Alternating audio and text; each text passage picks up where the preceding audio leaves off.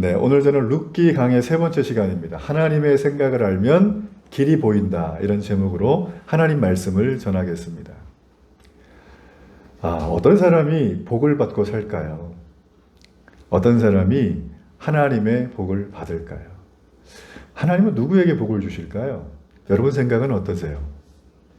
성경은 분명히 말하기를 복을 받기를 기대하는 것보다 내가 먼저 복받을 삶의 모습으로 살아가라고 말합니다.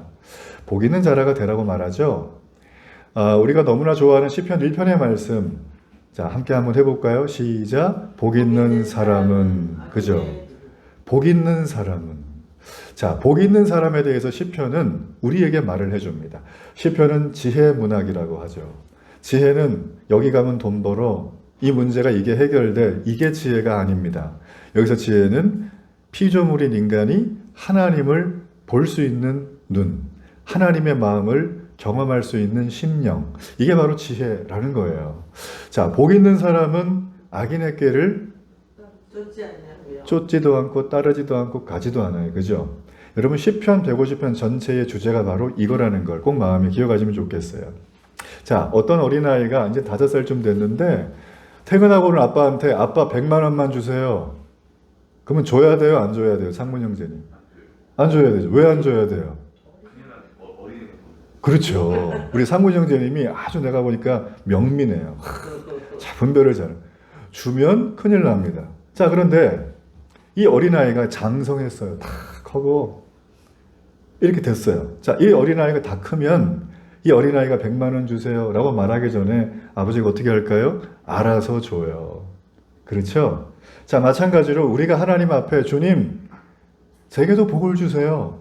이런 기도를 하기 전에 우리는 생각을 해봐야 됩니다. 과연 내가 복을 받을 수 있을 만큼 내 믿음이 장성한 사람인가?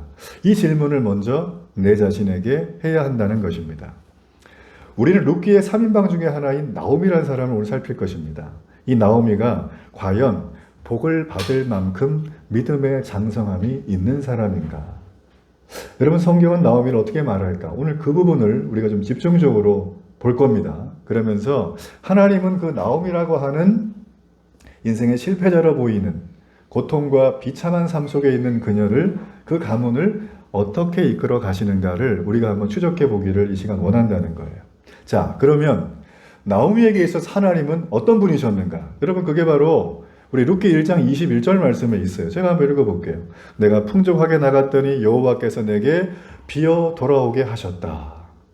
여호와께서 나를 징벌하셨다. 전능자가 나를 괴롭게 하셨다. 너희가 나를 어찌 즐거움, 희락, 나오미라고 하느냐. 나오미는 지금 하나님에 대해서 자기에게 일하고 계시는 하나님에 대해서 관찰을 해보니까 어떤 말을 합니까? 풍족했던 자신의 삶을 비어서 돌아오게 하셨다는 거예요. 우리가 간증을 들어보면 굉장히 드라마틱한 간증들 여러분 들어본 적 있죠? 비포와 애프터가 확실한 사람. 흙이었는데 백이 되고, 그죠? 완전히 땅에 꺼졌는데 지상 최고층에 올라간 사람의 간증을 들으면 대부분 다 이렇습니다. 내가 풍족했던 삶인데 그것 때문에 그렇게 됐는데 이것 때문에 또 이렇게 회복이 됐고 하나님 날 살리셨다. 그런데 지금 이 나오미는 이 하나님을 경험하기 전의 상황만 가지고 하나님을 얘기하고 있어요. 우리가 나오미에게 일하시는 하나님이 과연 이런 분인가? 우리는 성경을 가만히 보면 우리가 정말 솔직한 말로 나오미에게 이렇게 역사하신 하나님이 이 모습만 있는 것은 아닙니다. 우리가 하나님을 바르게 이해하는 게 무엇보다 굉장히 중요하다는 거예요. 자, 그래서 우리가 그리스도인이라면 가장 먼저 하나님에 대한 바른 이해, 즉 믿음에 대한 바른 이해가 선행되어야 한다는 거죠. 자, 그렇다면 믿음이란 무엇일까요? 여러분 믿음은 무엇이겠습니까? 우리가 주로 많이 쓰는 얘기. 자, 대개 사람들은 믿음이란 단어를 인간과 인간 사이에 관계했을 때 이렇게 하죠. 내가 너 믿는 거 알지? 그래서 이번에 빌려주는 거야. 내가 너 믿는 거 알지? 그러니까 도와주는 거야. 그런데 내 마음을 그 사람이 아는데 그 사람이 내 마음을 모르는 상황이 되면 어떻게 됩니까? 배신당했다라는 겁니다. 이걸 두 글자로 상처받았다라는 거죠. 그죠?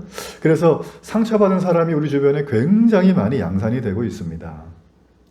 그리고 어떤 사람은 사람에게는 믿음을 못 가지니까 이 사람은 믿지를 못하겠구나. 그러니까 어떻게 하냐면 내 인생이 좀 실패 없는 인생을 살면 좋겠다. 그래서 종교를 찾는 분들이 있어요. 그것도 믿음이라고 할 수가 있겠죠. 그렇지만 하나님은 우리에게 그런 사람들, 이런 사람들을 전부 찾아오시면 하나님은 그들을 바라보고 그들의 믿음 속에 있는 불순물을 빼는 작업을 하신다는 거예요. 그걸 어떻게 하냐면 한번 따라하세요. 성경을 통해서. 여러분, 그러니까 믿음의 실제적인 내용을 모르고 믿는다고 한다면 참 많이 마음이 어려워요. 우리가 분명한 목적지를 향해서 걸어가는 것 같지만, 똑바로 걸어가는 것 같지만 한 100m만 걸어가 보세요. 아마 갈지자로 걸어갔을걸요, 인생이? 그러니까 우리는 이 하나님의 말씀, 이 믿음이라고 하는 것을 굉장히 성경을 빗대어서 알아야 될 필요가 있다는 거예요. 여러분, 성경에는 뭐가 나올까요? 첫째는 하나님의 계획이 나옵니다. 그리고 그분의 그 계획을 실행하는 방법이 나옵니다. 성경은 계획과 하나님의 실행에 대한 내용이에요. 우리 이따가 이제 우리 교리대학 할 때 이 내용을 좀 다룰 건데, 하나님의 계획이 있으니까 실행이 되는 거죠. 그러면 목적이 있겠죠. 계획을 세울 때는 목적이 있잖아요. 이번 여름에 우리 바캉스를 가자. 휴가를 여기로 가야 돼. 그럼 우린 반드시 계획을 세웁니다. 무계획해서 가는 것도 있긴 하지만 그래도 대충 갈 곳은 정하잖아요. 그렇죠, 그죠? 그래서 하나님 역시도 계획이 있는 거예요. 자, 하나님의 계획이 어디 있을까요? 자, 이사야 55장 8절로 9절의 말씀입니다. 자, 이 말씀 함께 읽어봅니다. 이는 내 생각이 너희의 생각과 다르며 내 길은 너희의 길과 다름이니라. 여호와의 말씀이니라. 이는 하늘이 땅보다 높음같이 내 길은 너희의 길보다 높으며 내 생각은 너희의 생각보다 높음이니라. 자, 말씀을 보니까 하나님에게는 하나님이 나름대로 정하신 길이 있어요. 이 땅의 것이 아니라 하나님의 높으신 계획이 있다는 거예요.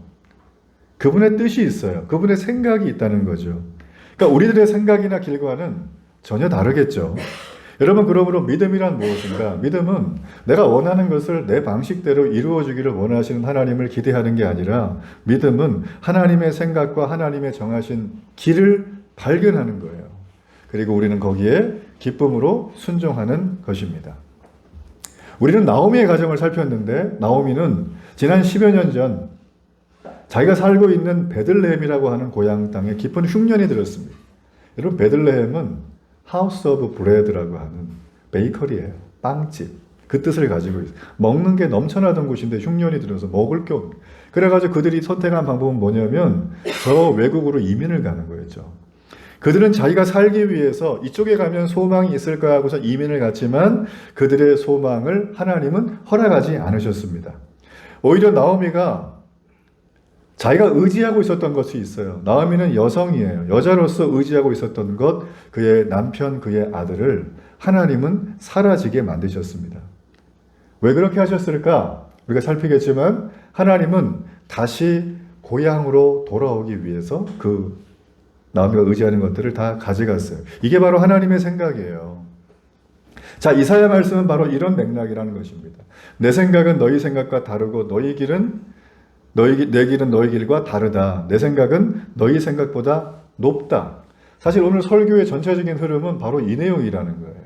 자, 그러면 이게 어떤 과정과 내용을 걸쳐서 우리에게 오게 되는 것인가? 우리가 이 부분을 한번 집중적으로 살펴보겠습니다. 여러분, 하나님 믿으시죠? 네, 잘 믿으세요? 내가 생각하기에 어떠세요? 잘 믿고 계세요? 여러분, 믿으면서 내 기대를 하나님이 들어줄 때가 있었죠. 근데 내 기대를 하나님이 안 들어줄 때가 있었죠. 자, 들어준 게 많아요? 안 들어준 게 많아요? 안 들어줘요?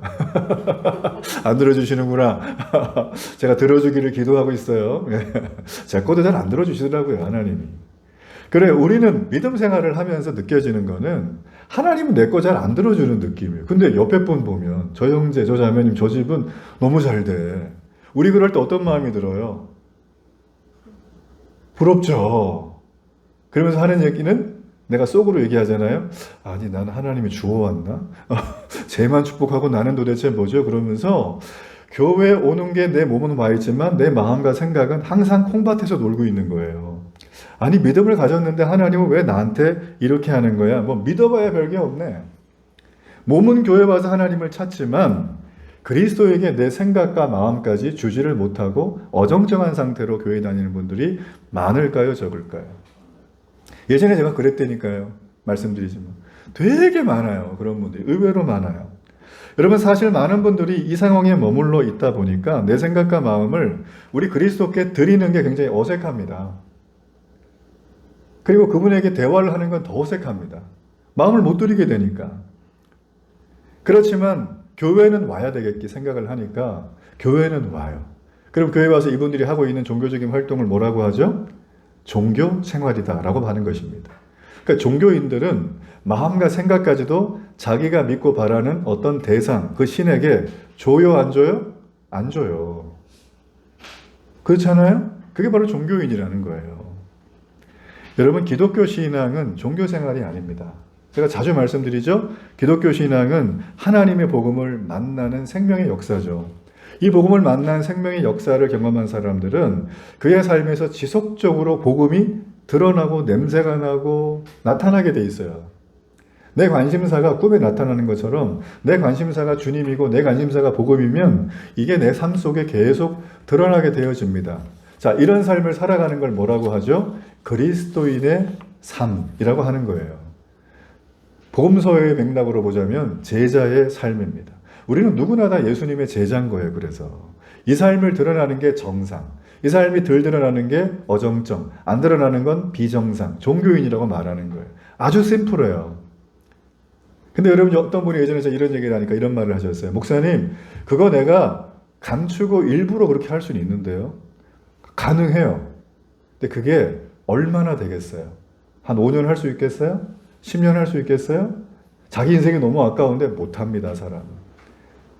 여러분, 그러므로 하나님 앞에 나오게 되면 우리는 이 부분을 명확하게 할 필요가 있어요. 너무 안타까운 얘기지만 제 경험상 하나님은 제 마음의 길, 제 마음의 생각을 잘 안 이루어주는 분이더라고요. 저는 그것 때문에 몹시도 힘들었던 경험이 있습니다. 뭐 지금도 안 이루어지는 건 꽤 많이 있지만 그럼에도 불구하고 예전과 지금이 좀 다른 이유는 저는 하나님의 계획하신 길이 나보다 비교할 수 없을 만큼 탁월하다는 걸 알기 때문이에요. 하나님의 길, 하나님의 생각이 여기 보면 높으신 생각이라 그랬죠. 이 높다는 얘기는 높아 이 정도가 아니라 끝도 없는 절대적 높음이에요. 인간이 감히 어떤 노력을 해도 갈 수 없는 높음입니다. 여러분, 그러므로 우리가 원하는 길과 생각을 내가 가지고 하나님 앞에 나오잖아요. 그럼 이거를 기도라는 방법으로 쏟아놓는 게 중요해요. 버리라는 게 아니에요. 그리고 내어놓으면 하나님이 이거를 세팅을 다시 해줍니다. 그래서 하나님이 정하신 길과 생각을 내 속에 허락해 주세요. 그래서 하나님의 말씀을 읽을 때, 여러분이 예배 시간에 설교를 들을 때, 여러분이 스스로 뭔가 일상을 살아가면서 하나님을 자꾸 생각할 때 있죠? 그때 하나님이 우리의 GPS에 교란된 부분을 수정해 주시는 작업을 하는 거죠. 자, 그게 뭘까요? 바로 하나님의 말씀을 따라 살겠다는 순종이에요. 여러분, 그러므로 믿음의 반대말은 순종입니다. 믿음의 반대말은 불신앙이 아니에요. 믿으면 순종하게 되어져 있어요. 성경은 이것을 어떻게 설명하냐면 너 믿으니까 순종해가 아니에요. 문장은 맞지만 믿었는데 너무 사랑하는 분이 생겨서 설레는 마음으로 따라가는 것. 이게 바로 믿음의 효력이에요. 효력. 이 효력은 우리가 이 땅을 살아가면서가 유지가 됩니다. 지속적으로. 그리고 심지어는 죽어서도 유지가 되는 거예요. 이걸 뭐라고 하죠? 하나님의 계획이라고 하는 거예요. 저는 이 계획에 여러분이 있기를 간절히 축복합니다. 여러분, 그러므로 믿었다면 순종하는 것이고 이게 기독교 신앙이고 이게 기독교 믿음이라는 것입니다. 자, 이런 측면에서 우리가 볼 때 너무 하나님은 좋죠. 그런데 제가 말씀드린 것처럼 하나님은 가끔 우리에게 이 믿음의 길로 인도하시는 과정 속에 우리 자신에게 내 눈으로 볼 때 불행하다가 보이는 일, 실패처럼 보이는 일들이 자꾸 생긴다는 거예요. 자, 오늘 본문의 나오미처럼 그녀는 주변의 남자들이 전부 다 죽었어요. 얼마나 끔찍한 일이에요. 나의 눈에는 엄청난 불행과 실패로 여겨질 수가 있습니다. 여러분, 그렇지만 나오미가 실패로 여겼던 이 일이 나오미 입장에서는 비참한 일이지만 하나님 입장에서 볼 때 이게 비참하고 비극적인 일일까요? 그녀를 살리기 위해서 하나님이 주신 땅 베들레헴, 이 빵집으로 하나님이 다시 돌아오게 하는 게 그분의 목적이었다면 그 일은 반드시 이루어져야 돼요. 하나님의 계획은 그거였어요. 네가 다시 이민 갔던 땅 정리하고 고향으로 돌아와. 왜? 거기는 하나님이 복 주겠다고 허락하신 땅이라는 거예요. 여기는 복복자가 막 100만 개가 써있는, 그냥 여기만 오면 복 받는 건데 이 사람이 안 와요. 나오미가 그걸 몰라요. 안 올라 그래요. 그러니까 하나님이 답답하잖아요. 그래서 하나님이 어떻게 하세요? 계획을 세우신다라는 것입니다. 나오미를 고향으로 되돌아오게 하려면 하나님이 가만히 보니까 풍족하게 떠났던 나오미를 풍족함의 원인을 제거하면 오겠다는 거거든요. 어제 말씀드렸지만 지난주처럼 풍족함이란 돈이 많은 게 아니라 그가 떠날 때 남편도 있었고 아들 둘도 있었다는 거예요. 그래서 풍족하다고 표현해요.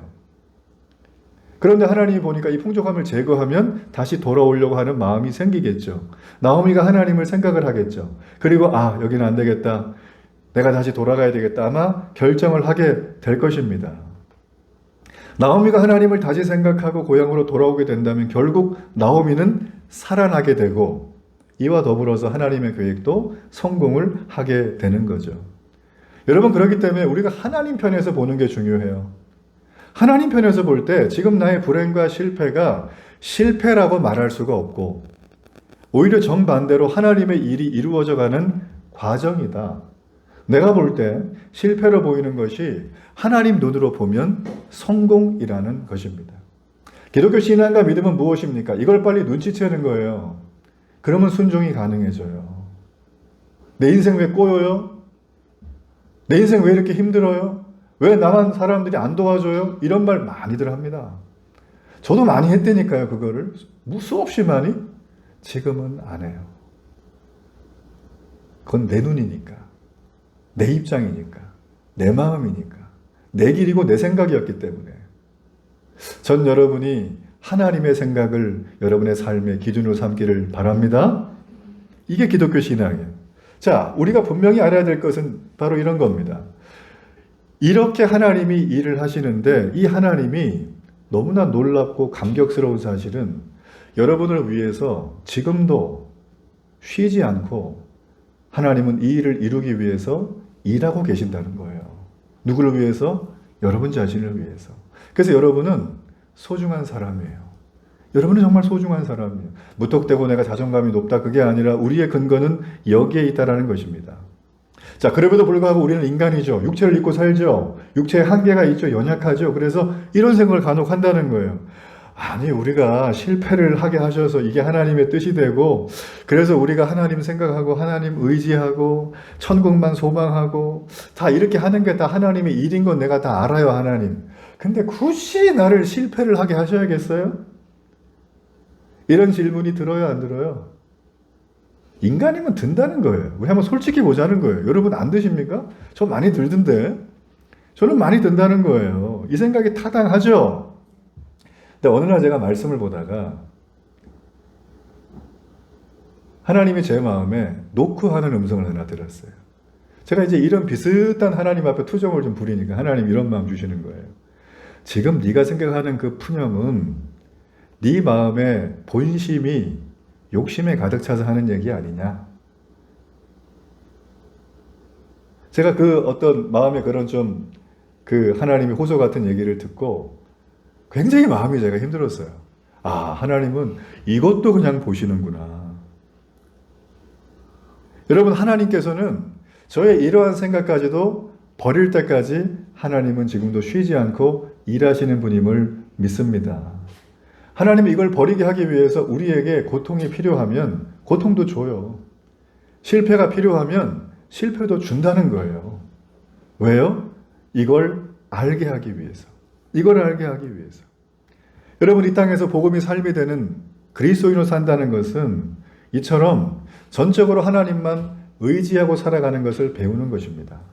하나님을 의지하는 삶, 그것이 최고의 선이고 최고의 도덕이고 최고의 아름다움이라는 걸 깨닫게 하기 위해서라는 거예요. 우리의 길과 우리의 생각이 높죠. 그렇지만 하나님의 길과 하나님의 생각은 훨씬 더 높다라는 것이죠. 우리는 언제나 하나님을 내가 조금 더 잘할게요.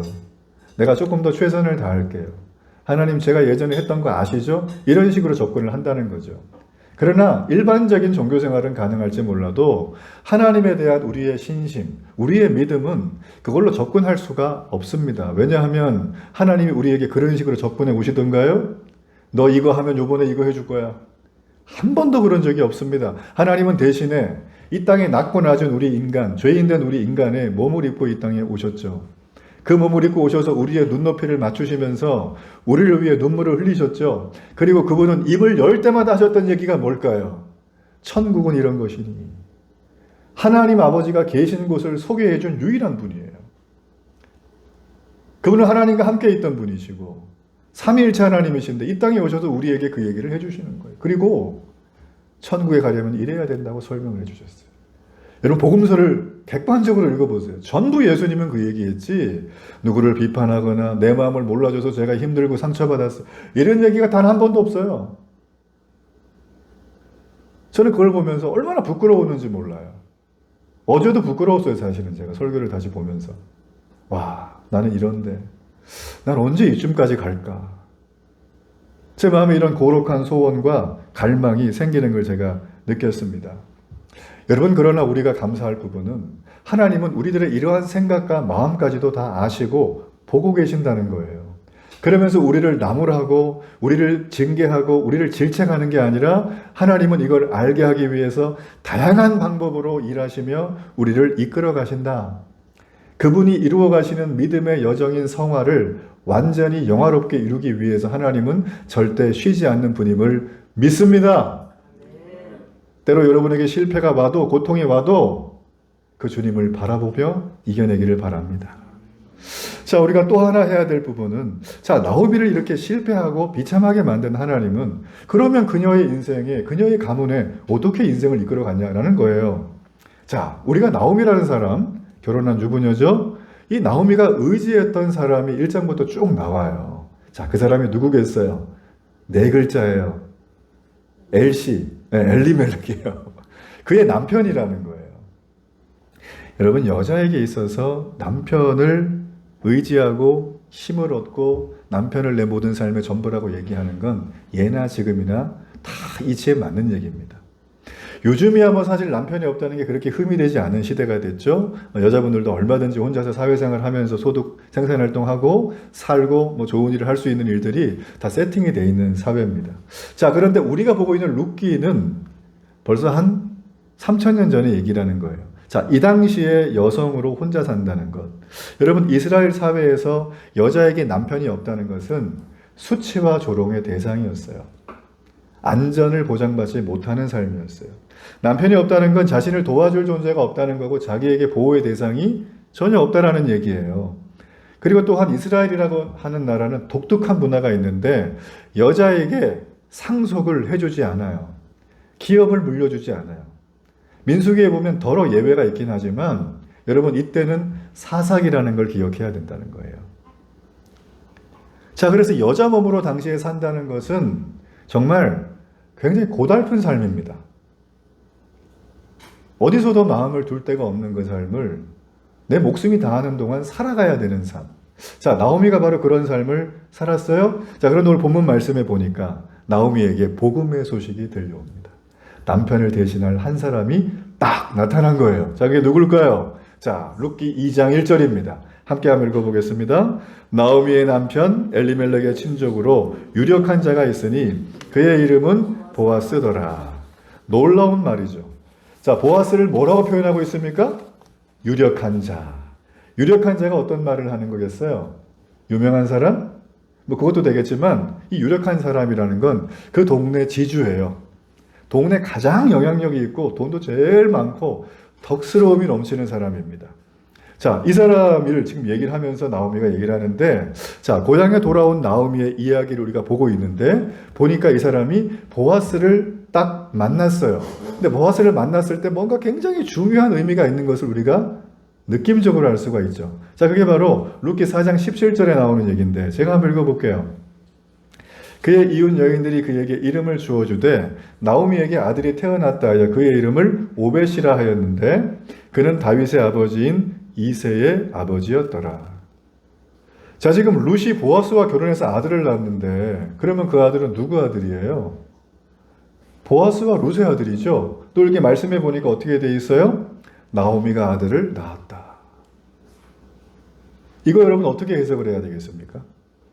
아니, 분명히 아들은 육체적으로 자기 며느리와 새로 결혼한 새신랑이 난 건데, 아니 여기 외할머니가 갑자기 얘를 내가 낳았다고 그러니까 이건 어법상으로 안 맞잖아요. 뭐 당시 문화가 이랬을까요? 그것도 아니거든요, 사실은. 왜 이렇게 됐을까? 여러분, 이 룻기 4장에 나와 있는 이 대목은 금방 읽었던 룻기 2장 1절의 대목과 연결해서 읽어야 되는 구절입니다. 지금 이 룻기 2장 1절에 나오는 보아스란 사람은 단지 나오미를 도와주는 선한 이웃 정도로 등장하는 게 아니라는 걸 보여주는 거예요. 나오미의 죽은 남편이었던 엘리멜렉을 대신하는 자로 지금 누가 등장합니까? 보아스가 등장을 하고 있는 겁니다. 나오미와 룻은 다 남편을 잃었어요. 그렇기 때문에 그의 가문, 그의 기업을 이어줄 방법이 전혀 없었어요. 생계 유지조차 안 됐죠. 그런데 보아스가 등장하면서부터 이 기업과 가문을 이어가게 됩니다. 여러분, 이것이 바로 하나님이 일하시는 장면이에요. 여러분의 인생에도 이런 하나님의 일하시는 장면이 많이 계셨죠? 제게도 참 많이 있어요. 하나님은 이렇게 일을 하신다는 거예요. 자, 또 다른 장면이 펼쳐집니다. 지금 이들이 고향에 왔는데 이 여인들이 고향에 왔을 때가 보리 추수할 때였어요. 자, 보리 추수할 때는 레위기의 말씀이 있습니다. 무슨 얘기냐? 당시에 가난한 사람들, 땅이 없는 가난한 사람들은 추수 때가 되면 먹을 게 없잖아요. 곡식이 떨어져서. 그래서 밭에 나가서 이삭을 주워서 먹을 수 있도록 허락해 줬어요. 그래서 모세가 제정한 율법이 있거든요. 자, 모세가 제정한 율법의 내용이 뭐냐면 추수하는 사람들에게 이런 명령을 했어요. 너희가 추수할 때 밭이 사각형이면 그 모퉁이 있죠. 여기는 베지 마라. 떨어진 이삭은 줍지 마라. 왜? 가난한 사람들의 생계 유지의 유일한 수단이다. 우리 보릿고개를 기억하십니까? 저는 몰라요. TV만 봤어요. 보릿고개 때 정말 뭐 씨감자 안 먹으려고 얼마나 애쓰셨다는 얘기를 제가 종종 들어보거든요. 그러니까 사실 지금 이게 보릿고개 수준이라고 보셔야 되는 거죠. 자, 이렇게 룻 역시 생계를 위해서 모세 율법을 따라 밭에 이삭을 주우러 나갔는데 3절에 보니까 보아스에 속한 밭에 이르렀다고 되어 있는데 말씀이 너무 재밌어요. 우연히. 우연이란 말은 뭐예요? 전혀 계획하지도 않았고 생각하지도 않았던 일이란 뜻이죠. 룻과 나오미에게는 보아스란 사람을 생각한 적도 없고 들어본 적도 없고 마음에 둔 적도 한 번도 없는데 지금 여기 보니까 어떻습니까? 보아스란 사람과의 관계로 이들이 확 들어간 거예요. 우연이란 단어 하나 때문에. 이 일이 사람 편에서 볼 때는 우연이라고 말할 수 있지만 하나님 편에서 볼 때 이게 우연일까요? 만약에 하나님 편에서도 이게 우연이라면 하나님도 계획한 적이 없으신 거고 생각하지도 않은 일이 벌어졌다는 것을 의미합니다. 결국 세상 사람들은 하나님이 하시는 일을 바라볼 때 이건 기적이야 이렇게 말하지만 우연이 된 거야 이런 표현을 많이 하죠. 여러분, 전도해보면 너무 잘 느끼는 거예요. 내가 만난 하나님을 막 얘기하자. 우린 자랑하는 게 아니잖아요. 그죠? 전도하라고 얘기하는 거예요. 얘기를 쭉 하다 보면 드라마틱한 어떤 내용들이 나올 때가 있는데 사람들이 그걸 듣고 어떻게 생각을 합니까? 우연히 됐겠지 뭐. 저 그런 얘기를 숱하게 들었어요. 그러니 세상 사람들의 눈으로 하나님을 깨닫고 하나님의 지식을 알고 성경을 읽고 깨닫는 건 절대 불가능하다는 거예요. 하나님의 영이 임해야만 가능합니다. 이 우연이란 단어는 세상은 그런 식으로 항상 받아들여집니다. 그러나 믿음의 눈으로 보면 우리는 그 우연이라는 단어가 아니라 그 배후에 하나님이 필연으로 계신다고 믿습니다. 하나님이 계신다는 거예요.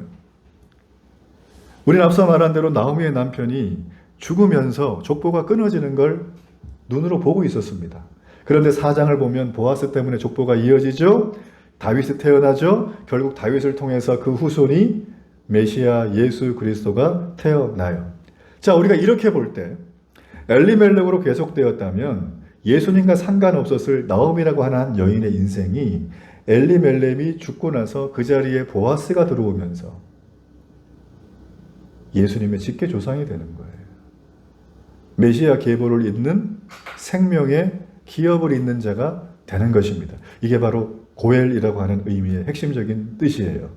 기업을 물을 자는 자신의 생명을 주는 자입니다. 예수님이 우리에게 그렇게 하신 거예요. 여러분, 하나님은 저와 여러분의 삶을 이런 식으로 이끌어 가십니다. 하나님은 지금까지 나오미의 가정을 어떻게 이끌어 가셨는가? 이런 방식으로 이끌어 가셨어요. 하나님이 하시는 일은 우리가 알 수 없지만 하나님은 자신의 백성, 자신의 자녀를 택하셨다면 그 백성을 생명의 자리로 이끌기 위해서 우리를 거룩한 신부로 만들어 가십니다. 거룩과 정결로 우리를 이끌어 가신다는 거예요.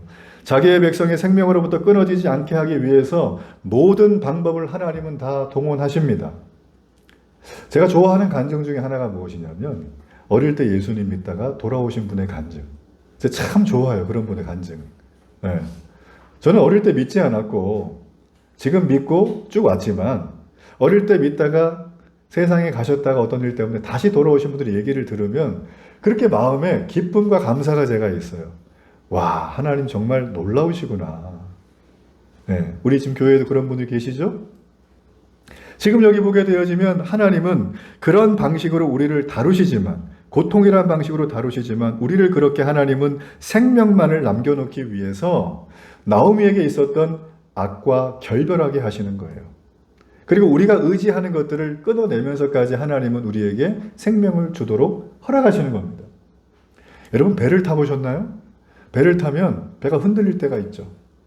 저는 흔들리는 거 경험한 적이 없지만 예전에 배가 이렇게 출항을 했는데 풍랑을 만나잖아요. 그러면 풍랑에서 이겨낼 수 있는 몇 가지 방법 중에 선원들이 썼던 방법이 있대요. 그게 뭐냐면 배에 있는 물건을 버리는 거예요. 그 배를 가볍게 한답니다. 그러니까 풍랑이 오면 풍랑에 저항하는 게 아니라 풍랑과 함께 그냥 리듬을 타야지만 이게 파손이 덜 하대네요. 근데 여러분, 풍랑이 오기 전에는 이거는 버리지도 말아야 될 물건이고 이거는 버리면 안 될 것 같은데 풍랑이 오면 어떻게 될까요? 다 버리는 거예요. 우리가 세상을 살아가면서 믿음을 갖는다는 것도 저는 어째 보면 우리의 처지가 마치 풍랑을 만난 처지와 같다고 생각을 합니다. 우리가 풍랑을 만나기 전에는 내 인생에 필요한 것들, 이것도 있어야 되고, 이 사람도 필요하고, 이 물건도 필요하고, 저것도 필요하고, 이 보험도 들어야 되고, 여기도 해야 되고, 건강을 위해서 내가 이것도 해야 되는데 인생의 생명이 흔들리는 태풍과 풍랑이 오면 그거 다 붙들고 삽니까? 제일 중요한 거 하나 붙들지 않아요? 하나님이 우리에게 고통을 주시는 이유가 뭘까요? 내 인생에 의지하는 엘리멜렉을 과감히 끊어내라는 거예요. 하나님이 왜 우리를 비참한 지경으로 이끌어 가실까요? 내가 의지하고 있는 엘리멜렉을 그게 무엇인지 모르겠지만 결별하라는 거예요. 하나님이 왜 우리를 실패로 이끌어 가실까요? 내가 의지하고 있는 그것을 하나님은 끊어내야지만 보아스의 은혜를 입는 삶으로 내가 살아갈 수가 있는 거예요. 이걸 중생이라고 합니다. 예수님을 믿으면 구원받아요? 그 가운데 중생이 바로 이런 역할을 하는 거죠. 그러므로 여러분, 우리가 믿음을 갖는다는 건 오늘 나오미를 통해서 되어진 일을 내가 아멘으로 받는 것입니다. 하나님이 나오미를 이렇게 다루셨다면 나도 이렇게 다루실 것이다. 담담하게 받아들이는 그 자세가 우리에게 너무나 중요하다는 거예요. 여러분, 그런 은혜를 마음으로 삶으로 경험하길 축복합니다. 자, 이제 마지막입니다. 이제 마지막 장면으로 넘어가는데, 자, 룻이 보아스의 밭에서 이삭을 줍게 됩니다. 보아스가 그걸 봐요. 그러고선 말을 하는 거예요. 야, 저기 룻이 있는데 이 누구니? 그랬더니 이 사람이 모압에서 온 소녀 며느리인데 아침에 일찍 와가지고 잠깐 집에서 쉰 거. 집이 어디 있을까요? 사실은 집이 없거든요. 여기가 어디냐면은 그냥 멀리 떨어진 논밭이에요. 여기는 완전 떼양볕이거든요. 집이 없는데 이 집이 뭐냐면 그 종들이 너무 더우니까 움막처럼 지은 텐트예요. 텐트. 근데 여기서 잠깐 쉰 거 외에는 나오미가 종일 일을 했다 그랬어요. 자, 원어를 보면 일을 한 게 이삭을 계속 주었다 이렇게 느껴지잖아요. 그게 아니에요. 자, 여러분 생각을 한번 해보세요. 밭에서 이삭이 떨어져요. 막 벼베기를 하다가. 그럼 이삭이 떨어지면은 바로 뒤에 가가지고 막 주워요? 아니에요. 그 한 길이 지나간 다음에 옆에 꼬랑으로 가가지고 할 때 줍는 게 사실 예의죠. 걸고 치면 안 되잖아요. 그러니까 오전 내내 뭘 했냐면 룻은 서 있었던 거예요. 그 심정이 이해가 갑니까? 제가 얼마 전에 신문 기사를 봤는데 그 아침에 보면 새벽에 노동시장에 가는 분들이 있죠. 저기 구로에 가면은 있대요. 그 사거리에 가면 그 추울 때 요즘 자리가 없대요. 사람이 되게 많이 오는데 일자리가 없어가지고 허탕치는 일이 여러 번이래요. 지금 루시 그런 심정이라는 거죠. 그런 심정이지만 그녀는 포기했나요? 포기하지 않아요. 그리고 서서 이삭 줍는 시간을 기다려요. 얼마나 지혜롭습니까?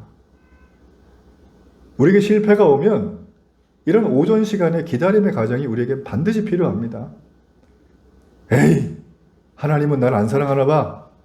믿음 별거 없네. 튀어나가면 실패가 연속되는 거예요. 거기 있어야 실패가 끝납니다. 자, 나오미는 룻이 이런 것을 전혀 몰랐지만 룻은 지금 이런 삶을 살아가요. 그랬더니 이 얘기를 듣고 보아스가 그래? 이 여인을 너네 건드리지 마라. 이 여인 물도 먹게 해라. 물이 얼마나 소중합니까? 밥도 먹게 해라. 밥도 줘요. 지금 이 여인은 이거를 아침에 생각하고 나왔어요? 아무것도 생각을 안 했어요. 그래서 룻이 이 보아스가 밭 주인이 자기에게 이런 얘기를 하니까 몸둘 바를 모르는 거예요. 아니 나 같은 이방 계집이 나 같은 이방 여자가 어떻게 내게 이런 은혜를 베풀어 주시냐 이거죠. 그러면서 룻이 어떻게 하냐면 얼굴을 땅에 바짝 엎드리고 절을 하고 나 같은 이런 하찮은 존재를 거두시는 은혜 내가 감당할 수 없다고 이런 얘기를 해요. 그랬더니 보아스가 대답을 합니다. 자, 룻기 2장 11절로 12절 이 말씀 함께 한번 읽어봅니다.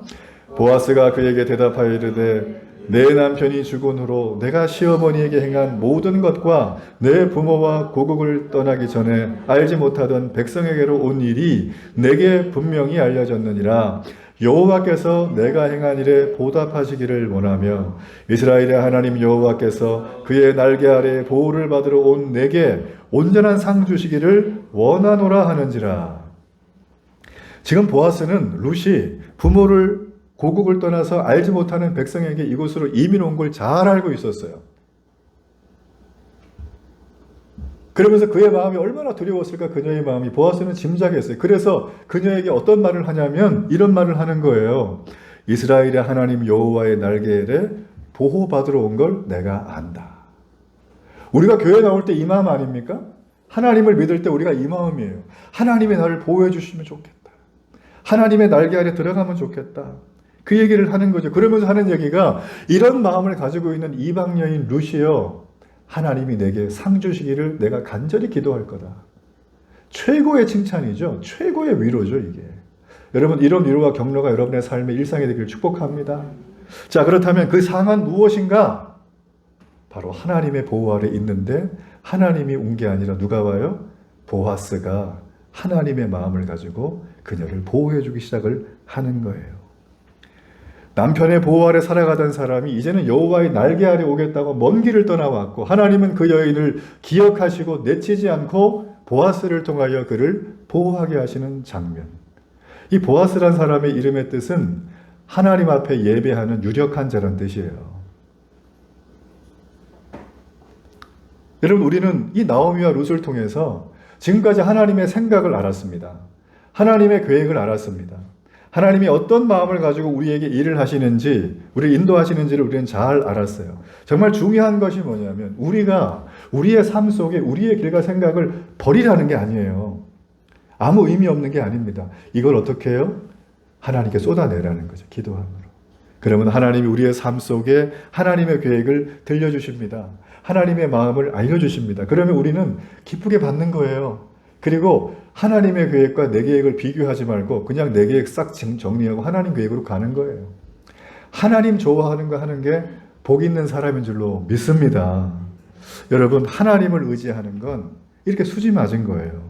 하나님은 우리의 삶 속에 내가 지금까지 붙들고 있었던 고통이 뭘까요? 이유는 아주 쉽게 말을 하면 내가 의지하고 내가 믿었던 게 점차 사라질 때 내게 뭐가 와요? 고통이 오죠. 내가 믿었던 집, 내가 믿었던 자녀, 내가 믿었던 대상, 내가 믿었던 어떤 것들이 점점 나를 힘들게 한다? 나는 고통스러운 거예요. 그런데 하나님 말씀하십니다. 이 고통의 자리에 그걸 다 빼내면 내가 널 던져놓는 게 아니라 보아스가 들어갈 것이다. 우리 주님이 말합니다. 예수 그리스도께서 그 자리에 주인이 되실 것이다. 하나님은 이런 과정을 통해서 생명이 끊어져 있는 비참한 우리를 생명으로 이어가는 생명의 유업자로, 생명의 기업을 이을 자로, 생명의 고엘로 여러분의 삶 속에 그렇게 이끌어 가실 거예요. 전 여러분 그런 축복이 있기를 간절히 바랍니다. 네.